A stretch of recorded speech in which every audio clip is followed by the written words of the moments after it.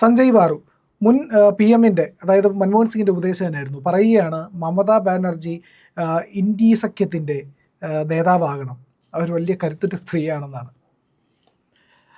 സഞ്ജയ് ബാറു മൻമോഹൻ സിംഗിൻ്റെ മാധ്യമ ഉപദേഷ്ടാവായിരുന്നു. അതെ, മാധ്യമ ഉപദേഷ്ടാക്കൾക്ക് എത്രമാത്രം രാഷ്ട്രീയമായിട്ട് പാണ്ഡിത്യമുണ്ട് എന്നുള്ളത് നമ്മൾ ആലോചിക്കേണ്ട വിഷയമാണ്. മുൻ പ്രധാനമന്ത്രി അടൽ ബിഹാരി വാജ്പേയിയുടെ മാധ്യമ ഉപദേഷ്ടാവ് ഉണ്ടായിരുന്നു, ഒരു സുധീന്ദ്ര കുൽക്കർണി എന്ന് പറഞ്ഞു. അവസാനം സുധീന്ദ്ര കുൽക്കർണി അടൽ ബിഹാരി വാജ്പേയിക്കും BJPക്കും ഭാരമായിട്ട് മാറുകയും ചെയ്ത്. മാധ്യമ ഉപദേഷ്ടാക്കളായിട്ട് പലരും പ്രധാനമന്ത്രിയുടെ ഓഫീസുകളിൽ ജോലി ചെയ്തിട്ടുണ്ട്. ഇപ്പോൾ മുൻ ഇന്ത്യൻ എക്സ്പ്രസിൻ്റെ പത്രാധിപരായിരുന്ന BG വർഗീസ്, അതുപോലെ ഖുശ്വന്ത് സിംഗ് ഒരിക്കൽ ഒരു പ്രധാനമന്ത്രിയുടെ മാധ്യമ ഉപദേഷ്ടാവായിരുന്നു തോന്നുന്നു. ഇപ്പോൾ മാധ്യമ ഉപദേഷ്ടാവ് ഉണ്ടോ പ്രധാനമന്ത്രിക്കില്ലല്ലോ അല്ലേ, അദ്ദേഹം സ്വയം മാനേജ് ചെയ്യുക ചെയ്യണം. അപ്പം ഈ മമതാ ബാനർജിയുടെ പ്രശ്നം, അവർ ബംഗാളിലെ ഒരു നേതാവാണ്, പക്ഷേ ബംഗാളിന് പുറത്ത് അവർ ഒന്നുമല്ല. അവർ ബംഗാളിന് പുറത്ത് ആൾക്കാരെ അറിയപ്പെടുന്നത് ഒരു എന്താ പറയുക, വളരെ വോളറ്റൈലായിട്ടുള്ള ഒരു ടെമ്പറമെൻ്റൽ വനിതയായിട്ടാണ്. ഒരു രാഷ്ട്രത്തിൻ്റെ മേധാവി, രാഷ്ട്രത്തലവൻ, അതല്ലെങ്കിൽ രാഷ്ട്രത്തിൻ്റെ ഹെഡാവാനായിട്ട് ഉള്ള പക്വതയോ അതല്ലെങ്കിൽ അതിനുള്ള ഒരു കഴിവൊന്നും അവർക്കുണ്ടെന്ന് എനിക്ക് തോന്നുന്നില്ല. മെച്യൂരിറ്റി ഇല്ല. അവരാകെ കൂടി ചെയ്തിരിക്കുന്നത് ഈ മാർക്സിസ്റ്റ് പാർട്ടിയായിട്ടുള്ള അവരുടെ തല്ലാണ് ഏറ്റവും അവരെ ദേശീയ ശ്രദ്ധയിലേക്ക് കൊണ്ടുവന്നത്. മാർക്സിസ്റ്റ് പാർട്ടിയായിട്ട് കൂട്ടത്തല്ല് നടത്തി അങ്ങനെ അവർ ബംഗാൾ മുഖ്യമന്ത്രിയായി. അത് അവരെ സമ്മതിക്കണം. പക്ഷേ ഇപ്പോൾ അവർക്ക് അഖിലേന്ത്യാ തലത്തിൽ ഒരു അക്സെപ്റ്റബിലിറ്റി ഇല്ല. കാരണം അവരെ പറ്റി പറയണത് അവർ ഇസ്ലാമിക് തീവ്രവാദികളുടെ സൗകര്യത്തിന് വേണ്ടി നിൽക്കുന്ന ആളാണ്. ഇസ്ലാമിസ്റ്റുകളെക്കാളും കൂടുതൽ ഇസ്ലാമിസ്റ്റ് ആവാനാണ് അവർ ശ്രമിക്കുന്നത് മുഴുവനും. ഈ ഇന്ത്യ മുന്നണിയിൽ തന്നെ അവർക്ക് അനുകൂലമായിട്ട് ആരെങ്കിലും നിൽക്കുമോ, ആരെങ്കിലും സപ്പോർട്ട് ചെയ്യുമോ? ഇന്ത്യ മുന്നണിയിൽ പ്രധാനമന്ത്രി പദവും ഒക്കെ കാത്തു നിൽക്കുന്ന കുറേ ആൾക്കാരുണ്ട്. ഈ പറഞ്ഞ പോലെ അഖിലേഷ് യാദവ്, പിന്നെ യാദവിൻ്റെ നമ്മുടെ ലാലു പ്രസാദ് യാദവിൻ്റെ മകൻ തേജസ്വി യാദവ്, പിന്നെ അതേപോലെ തന്നെ DMKയിൽ ഇപ്പോൾ DMKയുടെ സ്റ്റാലിൻ, അല്ലെങ്കിൽ സ്റ്റാലിൻ്റെ മകൻ, അതല്ലെങ്കിൽ കനിമൊഴി. അപ്പോൾ ഇവരൊക്കെ പ്രധാനമന്ത്രി പദവും അല്ലെങ്കിൽ ഇന്ത്യ മുന്നണിയുടെ നേതൃത്വവും ആഗ്രഹിച്ച് നിൽക്കുന്ന ആൾക്കാരാണ്. അപ്പോൾ അവരൊക്കെ മമതയ്ക്ക് കീഴടങ്ങും, മമതയുടെ അപ്രമാദിത്വം അവർ സ്വീകരിക്കുന്ന എനിക്ക് തോന്നണില്ല. പക്വത, മെച്യൂരിറ്റി അത് തീരെ ഇല്ലാത്ത ഒരു വനിതയാണ് ഈ മമതാ ബാനർജി. അവർ കേരളത്തിൽ എപ്പോഴെങ്കിലും വന്നിട്ടുണ്ടോ അടുത്ത കാലത്തെങ്ങാനും? ഇല്ല, അവർ വന്നിട്ടില്ല. അവർ തമിഴ്നാട്ടിൽ പോയിട്ടുണ്ട്. മറ്റേ കരുണാനിധി ചത്ത് കഴിഞ്ഞപ്പോൾ കരുണാനിധിയുടെ ശവടക്കിനൊറ്റ അവർ പോയിട്ടുണ്ടായിരുന്നു. അതാണ് അവർ അവിടെ പോയിട്ടുള്ളത്. പിന്നെ കർണാടകത്തിൽ പോയിട്ടുള്ളതെന്ന് എനിക്ക് തോന്നുന്നില്ല.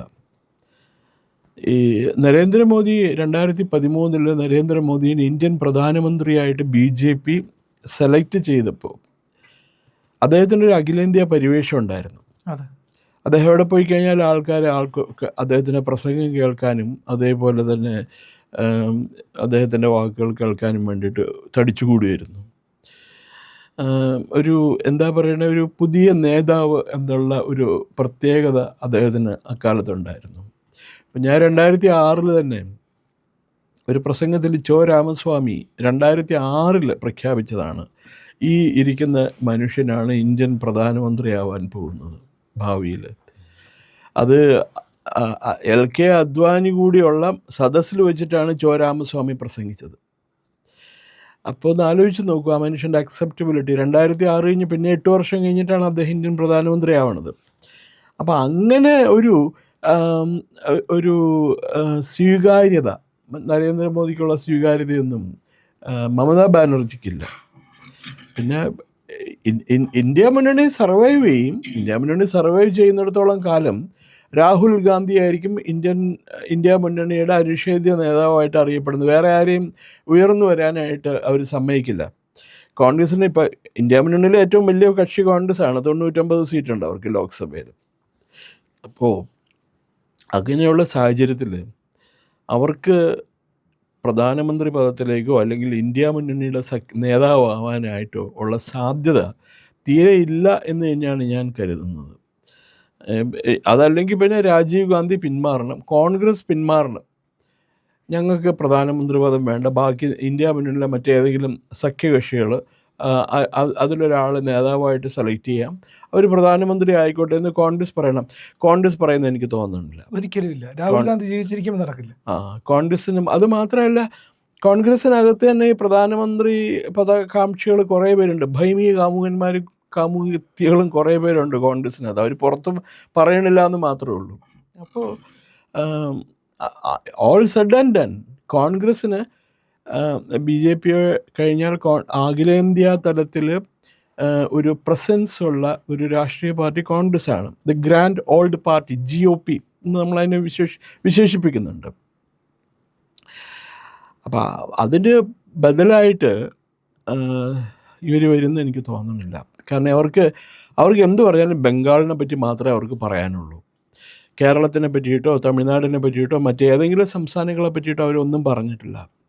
അപ്പോൾ അതുകൊണ്ട് തന്നെ